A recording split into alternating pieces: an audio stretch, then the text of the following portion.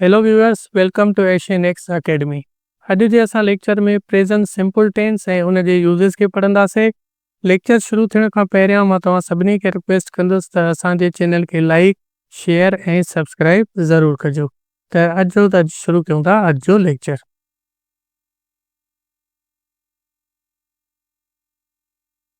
सभ खां पहिरियां असां ॾिसूं था त प्रेज़ेंट सिंपल टेंस छा आहे। अच्छा, प्रेज़ेंट सिंपल टेंस खे जेको आहे कुझु किताबनि में प्रेज़ेंट इनडेफिनिट टेंस भी करे लिखियो वेंदो आहे। हाणे हीउ जेको इनडेफिनिट टेंस आहे इहो मोस्टली अमेरिकन इंग्लिश में लिखंदा आहिनि ऐं जेको सिंपल टेंस लिखियो वेंदो आहे उहो ब्रिटिश इंग्लिश में लिखियो वेंदो आहे। हाणे प्रेज़ेंट सिंपल टेंस छा आहे त present simple tense describes facts and general truths.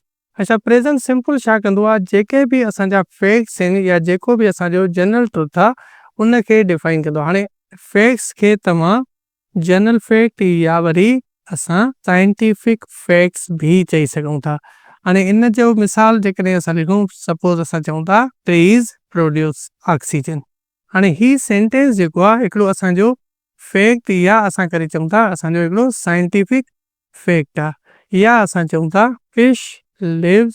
हाणे जेकॾहिं असां हिनखे सिंगुलर करे था लिखूं त लिव्स थींदो ऐं जेकॾहिं असां फिश खे एज़ अ प्लूरल कंसीडर था कयूं त पोइ लिव थींदो इन वाटर। त हीउ असांजो फैक्ट आहे।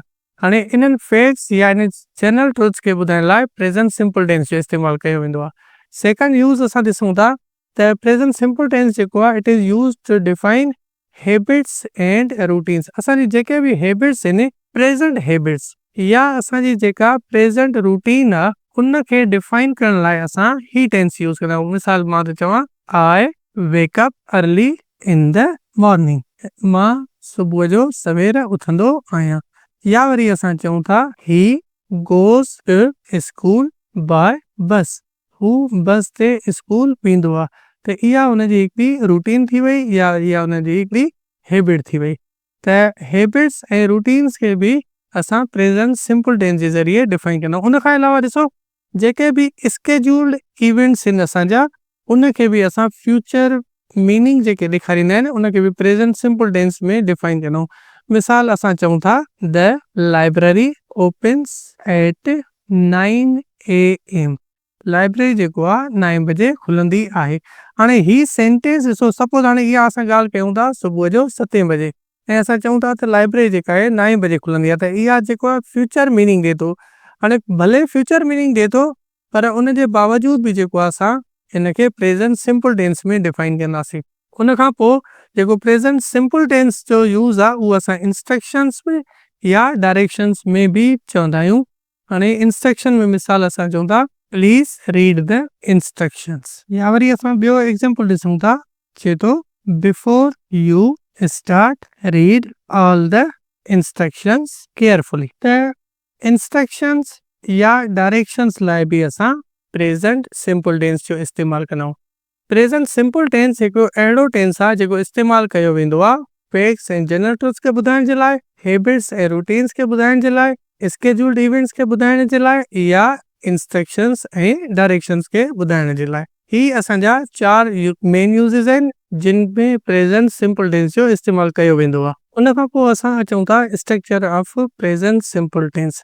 सभ खां पहिरियां हिकिड़ी ॻाल्हि जेका असां नोट कंदासीं उहा इहा त इन जा जेके हेल्पिंग वर्ब्स आहिनि उहे असांजा इस्तेमालु थींदा डू एंड डज़। हाणे जेको डू आहे उहो कंहिंसां इस्तेमालु थींदो, आई सां इस्तेमालु थींदो, वी सां, यू सां, दे सां ऐं ॿियो असांजा जेके प्लूरल नेम्स आहिनि उन्हनि सां डू इस्तेमालु कंदासीं। अच्छा, डज़ कंहिंसां इस्तेमालु थींदो, उहो इस्तेमालु थींदो ही, शी, इट एंड सिंगुलर नेम। इन सां डू एंड डज़ इस्तेमालु थींदो। ॿियो इन जो जेको मेन वर्ब आहे, इन जे मेन वर्ब में असां वर्ब जो फर्स्ट फॉर्म या सिंपल फॉर्म इस्तेमालु कंदासीं। अचूं था असां इन जे स्ट्रक्चर ते। सभ खां पहिरियां जेके असां अफर्मेटिव सेंटेंसिस ठाहींदा आहियूं, हाणे उन में स्ट्रक्चर कहिड़ो हूंदो आहे, पहिरियां असां ॾींदासीं सब्जेक्ट, उन खां पोइ असां बेस वर्ब ॾींदासीं। अच्छा, बेस वर्ब मां मुराद जॾहिं बि असां कोई बि वर्ब यूज़ कयूं था विदाउट ट सां त उनखे असां base form of the verb चवंदासीं। पर जेकॾहिं असां ट सां गॾु वर्ब जो फॉर्म यूज़ था कयूं त पोइ हिन खे वरी असां इन्फिनेटिव फॉर्म चवंदासीं। त टेंसेस में हमेशा वर्ब जो बेस फॉर्म इस्तेमालु थींदो आहे, मीन्स अ वर्ब विदाउट ट। ऐं ॿियो तव्हां हिते ॾिसो, हिते एस ऐं ई एस लॻल आहे, मतिलबु जॾहिं बि असांजो सब्जेक्ट थर्ड पर्सन सिंगुलर हूंदो। हाणे थर्ड पर्सन सिंगुलर मतिलबु ही या शी इट या वरी असांजो सिंगुलर नेम आहे, त उते जेको मेन वर्ब आहे या जेको बेस वर्ब आहे उहो पाण सां गॾु एस या ई एस खणंदो। मिसाल असां लिखंदासीं ही, हाणे हूअ नॉर्मली गो आहे, पर जेकॾहिं ॾिसो हिते थर्ड पर्सन सिंगुलर आहे त पोइ थींदो he goes to Larkana daily, हू डेली लाड़काने वेंदो आहे। इन तरीक़े सां अचूं था असां एग्जाम्पल ते। हाणे ॾिसो हिते आई वी यू दे सब्जेक्ट्स आहिनि। हाणे इन्हनि सब्जेक्ट सां ॾिसो वर्ब लॻल आहे ईट। हाणे इन में असां एस या ई एस न आहे, छो त ही सभई जेके आहिनि असांजा हिकु आई खे छॾे करे वी प्लूरल आहे, यू जेको आहे उहो सिंगुलर ऐं प्लूरल ॿिन्ही लाइ इस्तेमालु थींदो आहे, दे असांजो प्लूरल आहे, या वरी हिते असांजा ॿ सब्जेक्ट्स अची सघनि था। इन सेंस में असांजो एस या ई एस वर्ब सां न लॻंदो। दे ईट वॉट, हाणे उहे छा था खाइनि, ब्रेकफास्ट। असांजो जेको ब्रेकफास्ट वर्ड थी वियो ऑब्जेक्ट। अच्छा हिकिड़ी शइ नोट कयो, असां हिते जेको आहे ऑब्जेक्ट न लिखियो आहे। हाणे हिते ऑब्जेक्ट ज़रूरी न आहे त हुजे, थी सघे थो ऑब्जेक्ट हुजे या थी सघे थो ऑब्जेक्ट न हुजे, इहो डिपेंड थो करे असांजे हिन वर्ब ते, त असां वर्ब कहिड़े टाइप जो इस्तेमालु कयो आहे। हाणे जेकॾहिं ट्रांज़िटिव वर्ब आहे त उहो पाण सां गॾु कोई बि ऑब्जेक्ट खणंदो, ऐं जेकॾहिं ट्रांज़िटिव वर्ब न आहे त उनखे कंहिं बि ऑब्जेक्ट जी ज़रूरत न पवंदी आहे। सेकंड ॾिसो, हाणे ही शी या इट, हाणे जॾहिं इहे थर्ड पर्सन सिंगुलर असां इस्तेमालु कयो आहे त हिते वर्ब सां गॾु असां एस ॾेई छॾी आहे। हाणे ॿियो नंबर अचूं था असां नेगेटिव सेंटेंस। हाणे हिननि सेंटेंसिस जो जेकॾहिं असां नेगेटिव ठाहियूं त नॉर्मली छा थींदो, पहिरियां असां सब्जेक्ट इस्तेमालु कयोसीं, सब्जेक्ट खां पोइ असांजो इस्तेमालु थींदो हेल्पिंग वर्ब। हाणे हिन में ॿ हेल्पिंग वर्ब आहिनि, हिकु डू ऐं डज़। असां पहिरियां पढ़ी वियासीं त डू असां कंहिंसां इस्तेमालु कंदासीं, ऐं असां इहो बि ॾिठोसीं त असां डज़ कंहिंसां इस्तेमालु था कयूं। उन खां पोइ असां नॉट ॾींदासीं, ऐं नॉट खां पोइ असां बेस वर्ब यानी कि वर्ब जो फर्स्ट फॉर्म हिते यूज़ कंदासीं। हाणे एग्जाम्पल ॾिसो, I we you they do not eat breakfast. हाणे हिते ही आई वी यू ऐं दे जेको आहे इहे पाण सां गॾु डू खयो आहे हिननि, ऐं ॾिसो ही शी इट पाण सां गॾु छा कयो आहे, डज़ खयो आहे। अच्छा जॾहिं हिते डज़ या डज़ नॉट अचे त पोइ जेको मेन वर्ब आहे उन जी असां एस या ई एस खे रिमूव करे छॾींदासीं। जेकॾहिं अफर्मेटिव सेंटेंस हूंदो त उते एस या ई एस ॾींदासीं, जीअं हिते असां लिखी आया आहियूं। बाक़ी जेकॾहिं डज़ या डज़ नॉट असां एड कयूं था त इन सेंस में असां वर्ब मां एस या ई एस खे रिमूव कंदा आहियूं। उन खां पोइ असां इंटेरोगेटिव सेंटेंसिस ते था अचूं। हाणे इंटेरोगेटिव सेंटेंसिस में छा हूंदो आहे, सब्जेक्ट खां पहिरियां असां हेल्पिंग वर्ब लॻाईंदासीं। हाणे हेल्पिंग वर्ब हिते डू ऐं डज़ थी वेंदो, उन खां पोइ सब्जेक्ट, उन खां पोइ वर्ब, ऐं वर्ब खां पोइ जेका बि असांजी स्ट्रक्चर हुजे। हाणे हिते सेंटेंस, हाणे ही सेंटेंस जेको आहे जेकॾहिं असां हिन जो अफर्मेटिव ठाहियूं त हिन जो थींदो यू लाइक टी, ठीकु आहे। हाणे जेकॾहिं हिन जो इंटेरोगेटिव ठाहियूं त हिते सब्जेक्ट आहे असांजो यू। हाणे यू आहे त यू पाण सां गॾु हेल्पिंग वर्ब कहिड़ो थो खणे, डू थो खणे, त असां हिन जो इंटेरोगेटिव कीअं ठाहियो आहे, डू यू लाइक टी, ऐं आख़िर में क्वेश्चन मार्क। सेकंड ॾिसो, हाणे हिते सब्जेक्ट कहिड़ो आहे, शी। हाणे शी जेको आहे पाण सां गॾु कहिड़ो हेल्पिंग वर्ब खे, डज़ खे, डज़ शी वर्क हियर। हाणे तव्हां हिकिड़े सेकंड लाइ हिन हियर खे ॾिसो ऐं ॿुधायो त हिते हिन सेंटेंस में हियर छा आहे। असां हिन खे ॾिसो जेकॾहिं one by one sort out कयूं त डज़ असांजो थी वियो हेल्पिंग वर्ब, शी असांजो थी वियो सब्जेक्ट, ऐं वर्क असांजो थी वियो मेन वर्ब, ऐं हियर हिते छा थींदो, हियर असांजो हिते थींदो एडवर्ब ऑफ प्लेस। ही हिते ऑब्जेक्ट न आहे बल्कि ही हिते एडवर्ब ऑफ प्लेस आहे।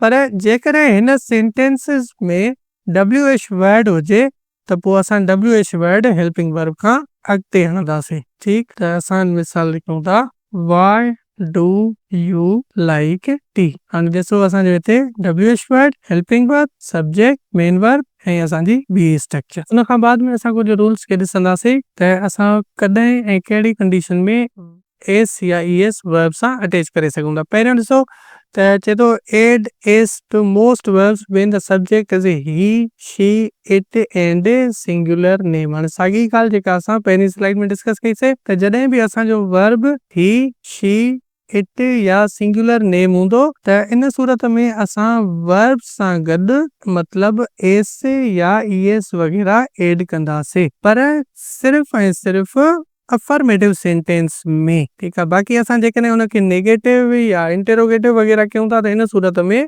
एस या ईएस न लॻंदी। हाणे मिसाल जेकॾहिं एग्जाम्पल खे ॾिसूं त प्ले थी वेंदो प्लेज ऐं रन थी वेंदो रन्स। सपोज हाणे असां चऊं था ही रन्स डेली, हू रोज़ानो डोड़ंदो आहे, या असां चऊं था she plays cricket in the evening, हूअ शाम जो क्रिकेट रांदि खेॾंदी आहे। त हाणे ही ॿई सेंटेंस ॾिसो अफर्मेटिव आहिनि, हिते शी आहे हिते ही आहे, त हिन वर्ब जेको आहे उन पाण सां गॾु एस कई। अच्छा, ॿियो रूल्स खे जेकॾहिं असां ॾिसूं, चए थो add E S if the verb ends in S H C H S S X R O. हाणे जेकॾहिं कोई बि वर्ब आहे उहो एंड थिए थो हिननि लेटर्स ते, त इन सूरत में असां उन में छा कंदासीं, ईएस खे अटैच कंदासीं। हाणे जेकॾहिं वर्ब आहे वॉच त उहो छा थी वेंदो वॉचिस, जेकॾहिं वर्ब आहे गो त उहो थी वेंदो गोज़, जेकॾहिं वर्ब आहे फिक्स त उहो थी वेंदो फिक्सिस। सपोज हाणे कुझु जेकॾहिं ॿिया सेंटेंस या वर्ब्स ॾिसूं त जेकॾहिं मिसाल हूंदो केच त उहो थी वेंदो केचिस, जेकॾहिं हूंदो बॉक्स त उहो थी वेंदो बॉक्सिस, जेकॾहिं वर्ड आहे पास त उहो थी वेंदो पासिस, जेकॾहिं वर्ब आहे असांजो रीच त उहो थी वेंदो रीचिस। त हाणे इन क़िस्म जे वर्ब्स लाइ तव्हांखे या रूल्स पढ़ना पवंदा, या वरी ॿियो तरीक़ो इहो आहे त जेतिरी तव्हां प्रैक्टिस कंदव त तव्हांखे इहा आसानी सां वर्ब्स यादि थी वेंदा। अच्छा, ॿियो ॾिसो ही त चए change Y into I E S if a consonant comes before it. हाणे चए थो जेकॾहिं हाणे कोई मिसाल वर्ब आहे स्टडी, हाणे हिन जे आख़िर में वाई आहे, वाई खां पहिरियां जेको लेटर आहे उहो कंसोनेंट आहे डी, त हाणे तव्हांखे छा करिणो आहे त उन में जेको आहे असां ही कटे करे ऐं ही आई ई एस एड कंदासीं। हाणे जे हे स्टडी आहे त थी वेंदो स्टडीज़, या वरी सपोज जेकॾहिं असां लिखूं था बेबी त बेबी छा थी वेंदो बेबीज़। ठीक, जेकॾहिं असांजो सिटी आहे त उहो थी वेंदो सिटीज़। इन तरीक़े सां हाणे उन खां बाद में असां ॾिसूं था when to use present simple tense. Basically ही जेका स्लाइड आहे उहा उन ई स्लाइड सां मैच थी करे जेका असां शुरू में पढ़ीसीं। हाणे शुरू में असां जॾहिं डेफिनेशन खे ॾिठोसीं त उन में असां इहो डिस्कस कयोसीं त प्रेज़ेंट सिंपल टेंस खे असां किथे किथे या कहिड़ी सिचुएशंस में इस्तेमालु करे सघूं था, त ही उन जी डिटेल आहे। हाणे पहिरियों नंबर ॾिसो था त जेको प्रेज़ेंट सिंपल टेंस आहे उनखे असां डिफाइन करे कंदा आहियूं जनरल ट्रुथ या फैक्ट खे ॿुधाइण लाइ। हाणे हुन जा एग्जाम्पल असां लिखिया आहिनि, जेकॾहिं मिसाल चए थो water boils at 100 degree centigrade, त पाणी जेको आहे 100 डिग्री सेंटीग्रेड ते गरम थींदो आहे। या असां लिखियो आहे दी अर्थ ऑर्बिट्स द सन, धरती जेका आहे सिज जे चौधारी घुमंदी आहे। या वरी असां लिखूं था the moon revolves around the earth, चंड जेको आहे ज़मीन जे चौधारी चक्कर लॻाईंदो आहे। ॿियो असां इस्तेमालु हिन जो ॾिसूं त ॿियो प्रेज़ेंट सिंपल टेंस जो यूज़ थींदो आहे काई बि असांखे प्रेज़ेंट हैबिट ॿुधाइण लाइ या वरी असांखे रूटीन ॿुधाइण लाइ। मिसाल she wakes up at 5 AM, हूअ जेको आहे 5 बजे उथंदी आहे। या असां चऊं था I study English every day, मां रोज़ानो इंग्लिश पढ़ंदो आहियां। प्रेज़ेंट सिंपल जो जेको टियों यूज़ आहे उहो असां इस्तेमालु कंदा आहियूं टाइम टेबल्स या शेड्यूल्स या स्केड्यूल्स खे ॿुधाइण लाइ। एग्जाम्पल आहे the train leaves eight 9 PM, train जेको आहे राति जो 9 वॻे निकिरंदी आहे।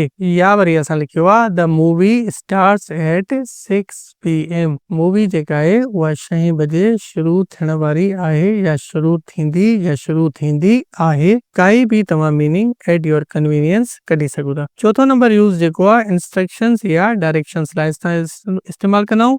एग्जाम्पल आहे turn right at the signal. त बेसिकली ही 4 जेके आहिनि उन जा मेन यूज़ेस आहिनि त असां प्रेज़ेंट सिंपल खे किथे किथे इस्तेमालु करे सघूं था। उन खां पोइ असां कीवर्ड्स ॾिसूं था जेके इस्तेमालु थींदा आहिनि मोस्टली प्रेज़ेंट सिंपल टेंस में। हाणे पहिरियों जेको कीवर्ड आहे उहो आहे ऑलवेज़। हाणे हिनखे जेकॾहिं असां सेंटेंस में इस्तेमालु कयूं त असां मिसाल चवंदासीं ही always walk early in the morning, यानी कि हू हमेशह सुबुह जो पंधु कंदो आहे। त हिन तरीक़े सां हिननि जो इस्तेमालु थींदो। सपोज हाणे जेकॾहिं सेंटेंस आहे नेवर, त असां चवंदासीं he never wakes up early in the morning। अहिड़े तरीक़े सां इन जो इस्तेमालु थींदो। या वरी असां चऊं था जेको ऑफन आहे अक्सर करे इहो बि प्रेज़ेंट सिंपल में इस्तेमालु थींदो आहे। उन खां पोइ जेको समटाइम्स आहे उहो बि इस्तेमालु थींदो आहे। उन खां बाद में यूजुअली इहो बि इस्तेमालु थींदो आहे। उन खां पोइ एवरी डे आहे, डे जे जाइ ते तव्हां वीक लॻायो या वरी तव्हां ईयर लॻायो, इहे थी सघे थो। मिसाल असां चऊं था Ahmed goes to school every day. Ahmed रोज़ानो जेको आहे स्कूल वेंदो आहे। या वरी असां जेको ऑन मंडे संडे या वरी कोई बि तव्हां डे लॻाए सघो था। त इहो हुयो असांजो अॼु जो लेक्चर, जंहिंमें असां प्रेज़ेंट सिंपल टेंस खे यूज़ डिस्कस कयोसीं। उन खां पोइ असां हुन जा वेरियस यूज़ेस डिस्कस कयासीं। Thank U for watching this video. Next lecture में इंशाल्लाह असां पास्ट सिंपल टेंस ऐं उन जे यूज़ेस खे डिस्कस कंदासीं। वरी बि तव्हां सभिनी खे रिक्वेस्ट आहे त असांजे चैनल खे सब्सक्राइब ऐं शेयर ज़रूरु कजो। ख़ुदा हाफ़िज़।